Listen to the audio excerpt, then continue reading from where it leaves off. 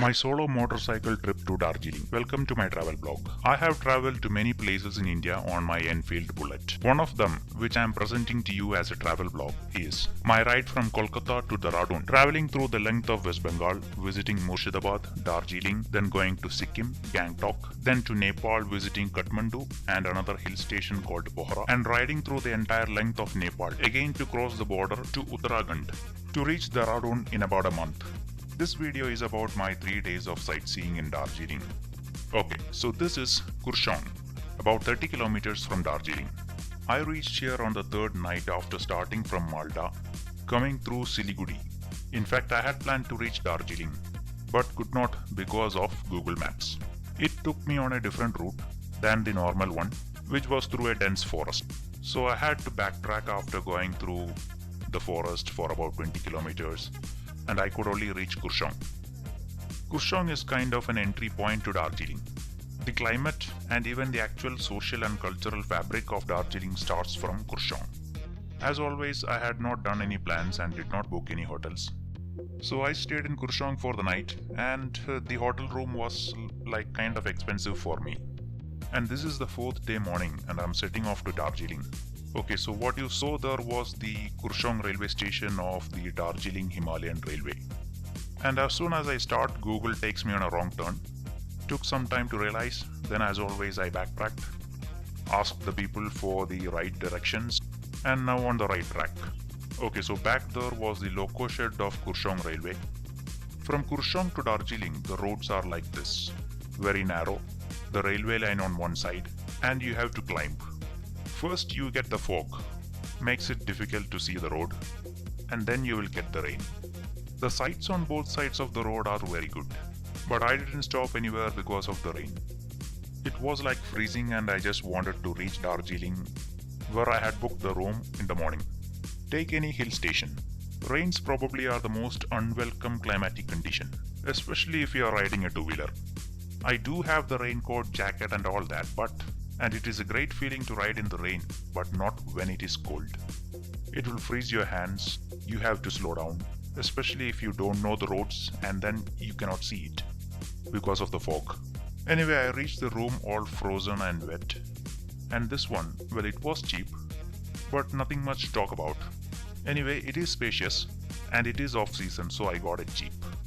They say during the seasons it goes to 1,000 and 2,000. Anyway, today is my fourth day of travel and I was kind of tired. One reason is the weather. Poor weather always drains out your energy. So I took the day off, stayed in the hotel for the day. And this is the next day, my fifth day of travel for sightseeing. The same thing, fog and rain. There is a viewpoint here and I'm not sure what those guys are looking at. I can't see anything. Even the road itself. The first place I went was Netaji Museum. It is a historical place. The house of Netaji, Subhash Chandra Bose and Sharat Chandra Bose. Converted to a museum and picture gallery, it is not very big. You can spend about half an hour in this place if you are really interested in history. In fact, this is not in Darjeeling, you have to come down to Kurseong. So if you are going to Darjeeling via Kurseong, this is one place you can visit on the way. I could have gone there yesterday while I was in Kurseong, but I'm not very good at planning, so I don't make them. Like a long-term plan, I mean. I just make it for a day, like where to visit, when to visit and all that. Anyway, the rain and fog is still here. My 3 days of ride through the length of West Bengal from Kolkata was like very good, even though it was raining at times. And I even enjoyed the rain during that time, because it was hot there. Now it is not, it is cold and I'm freezing. And those were highways, very good roads, most of the time. But here it is a complete change. Well, it is understandable because it is a hill station. But the rain is spoiling all the fun.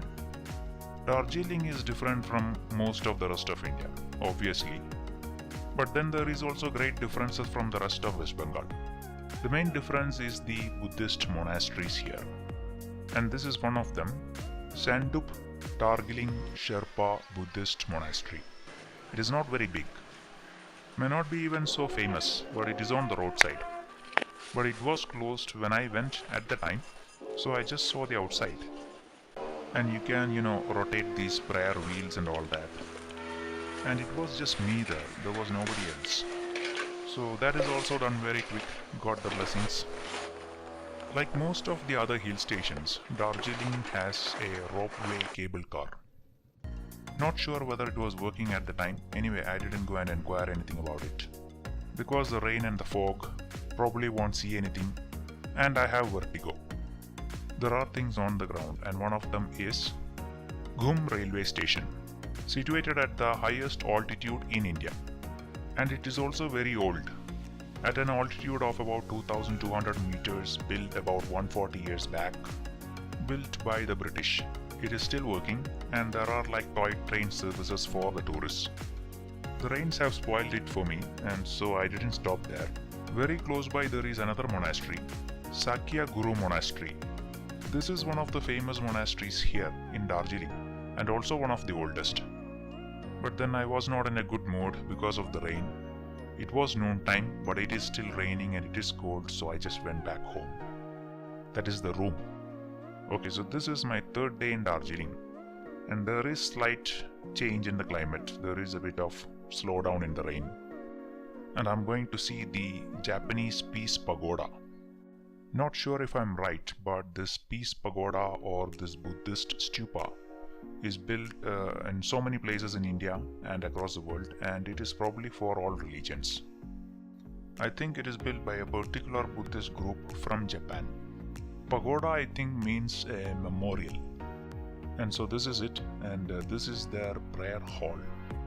Something written in Japanese, I think, then statues of Sri Buddha. And the outside atmosphere is good. It is very peaceful. Not many people in the morning.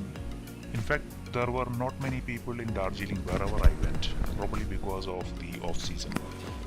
And it has been raining all the time. Okay, so this place is maintained very well. So a nice place for the selfies. A good place to spend some time.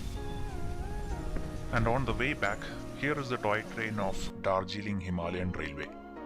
The railway line is on one side of the main road.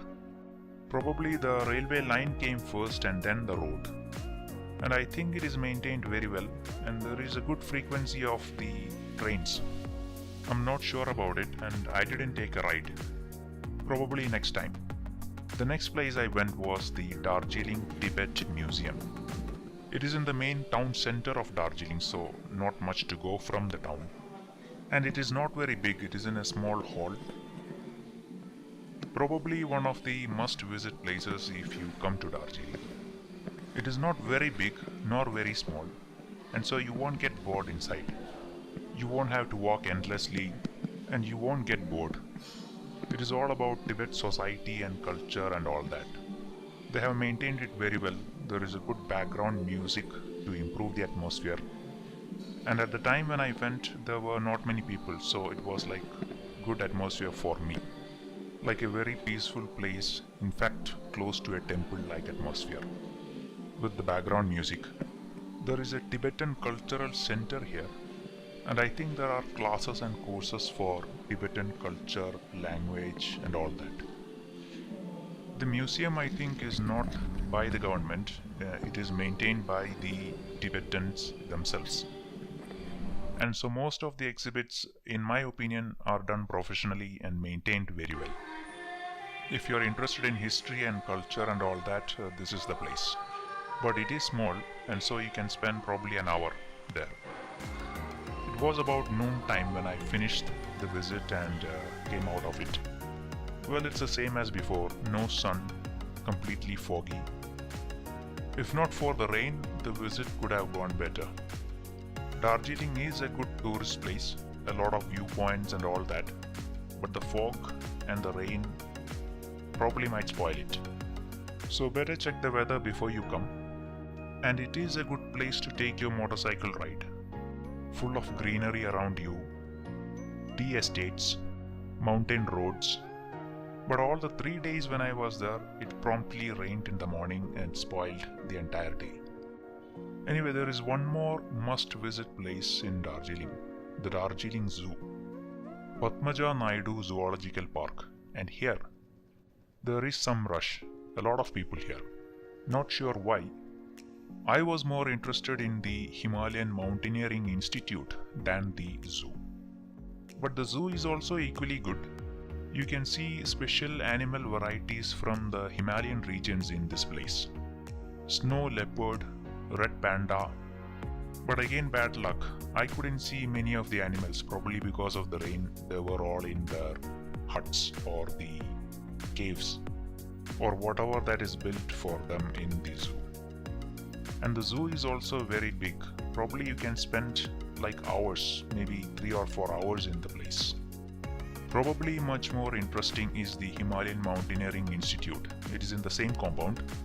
There is a museum there and a video show of the history of Indian mountaineering, and at the institute they give short-term adventure courses like rock climbing, trekking, camping and so on. I would put this also a must-visit place in Darjeeling.